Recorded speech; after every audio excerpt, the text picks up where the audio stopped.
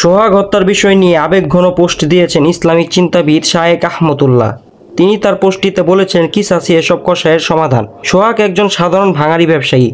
কিছু কুলাঙ্গার সোহাগের কাছে চাঁদা চেয়ে চাঁদা পায়নি, তাই ঢাকার মিটফোর্ড প্রকাশ্য দিবালোকে পাথর নিক্ষেপ করে নির্মমভাবে হত্যা করেছিল। কুলাঙ্গারদের উদ্দেশ্যেই শায়েখ আহমদুল্লাহ হুজুর বলেছেন, কিসাসই এসব কষায়ের সমাধান। তিনি পোস্টটির কমেন্টে বিস্তারিত বলেছেন। তিনি বলেছেন, কিসাস অর্থ সমপরিমাণ শাস্তি। যেভাবে যতটুকু জুলুম হবে ঠিক সেভাবে ততটুকু প্রতিকার হলো কিসাস। কেন কোরআনে কিসাসের কথা বলেছে তা আমরা দেয়ালে পিঠ ঠেকলে উপলব্ধি করতে পারি। এ ধরনের চাঞ্চল্যকর হত্যাকাণ্ডের বিচার সর্বোচ্চ 2 মাসের মধ্যে শেষ করতে পারলে অপরাধের প্রবণতা কমে যাবে। প্রচলিত পদ্ধতিতে বছরের পর বছর ধরে বিচার কাজ চললে, আইনের ফাঁক ফোকর দিয়ে পার পাওয়ার পথ খোলা থাকলে এ ধরনের অপরাধ কখনো কমবে না। তাই সমপরিমাণ শাস্তির আইনের ব্যবস্থা করলে অপরাধ অনেকাংশই কমে যাবে।